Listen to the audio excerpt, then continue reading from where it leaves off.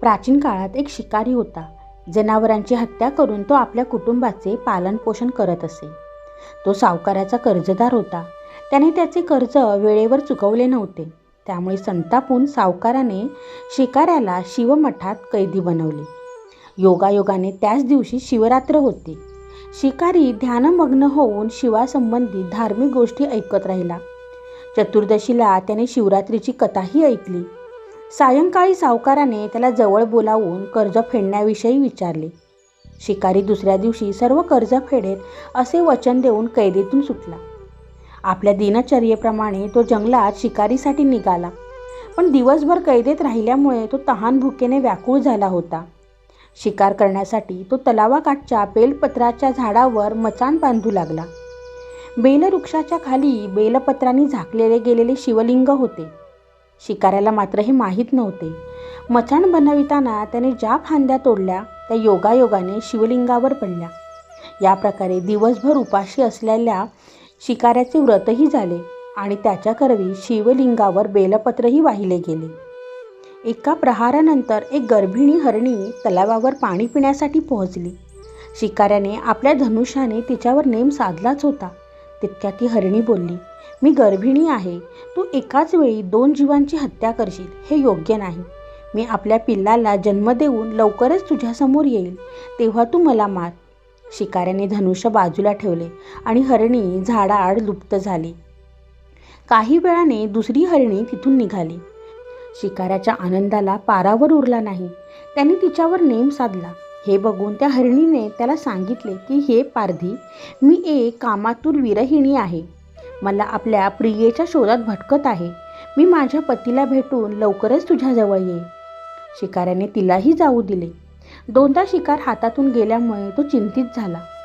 तेवढ्यात एक हरिणी आपल्या पिल्लासोबत तिथून निघाली. शिकाऱ्याला जणू सुवर्णसंधीच मिळाली.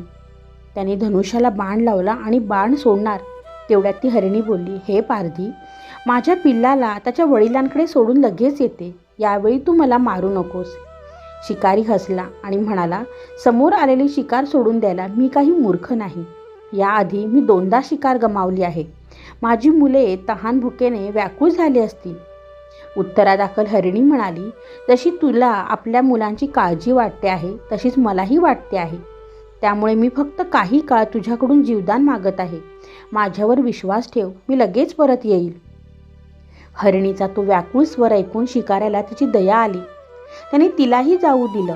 शिकार न मिळाल्यामुळे तो बेलाच्या झाडावर बसून बेलपत्र तोडत खाली फेकत होता. काही वेळाने एक धष्टपुष्ट मृग त्या रस्त्यावरून जात होता. आता या मृगाची नक्की शिकार करावी असा विचार केला. पण त्याच्यावर नेम धरला आणि मृग दीनवाण्या स्वरात म्हणाला, हे पारधी, जर तू माझ्या आधी 3 हरिणींना मारले असेल तर मला मारण्यातही वेळ करू नकोस. म्हणजे त्यांच्या वियोगात मला एकाही क्षणाचे दुःख सहन करावे लागणार नाही.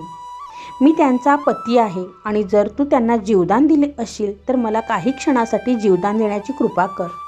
मी त्यांना भेटून तुझ्यासमोर हजर होईल. मृगाचे बोलणे ऐकून शिकाऱ्याच्या डोळ्यासमोरून संपूर्ण रात्रीचे घटनाचक्र झाले. त्याने सर्व कथा मृगाला ऐकवली. तेव्हा मृगाने सांगितले, माझ्या 3ही पत्नी येथून वचनबद्ध होऊन गेल्या आहेत. मात्र त्या माझ्या मृत्यूनंतर आपल्या धर्माचे पालन करू शकणार नाही. त्यामुळे तू मला आता जाऊ दे. मी त्याच्या समवेत तुझ्यासमोर हजर होतो. उपवास, रात्रीचे जागरण तसेच शिवलिंगावर बेलपत्र चढविल्यामुळे शिकारीच्या हिंसक हृदयाचे निर्मल हृदयात परिवर्तन झाले होते. धनुष्य त्याच्या हातातून निसटले. शिवाने त्याच्या हृदयात बदल घडून आणला. त्याला आपल्या भूतकाळातील कर्माचा पश्चाताप झाला. थोड्याच वेळात मृग सपरिवार शिकाऱ्यासमोर आला. या प्राण्यांमधील प्रेम पाहून शिकाऱ्याच्या डोळ्यातून अश्रू वाहायला लागले. शिकाऱ्याने त्यांना न मारता आपणही प्राण्यांची हिंसा न करण्याचे ठरवले. देवलोकातून समस्त देव ही घटना बघत होते. घटनेची परिणती झाल्यावर देवदेवतांनी फुलांचा वर्षाव केला. तेव्हा शिवरात्री व्रत घडल्यामुळे शिकाऱ्याला मोक्षाची प्राप्ती झाली. जेव्हा मृत्यू काळात यमदूत त्याचे प्राण नेण्यासाठी आले तेव्हा शिवगणाने त्यांना परत पाठवले आणि शिकाऱ्याला शिवलोकात घेऊन गेले.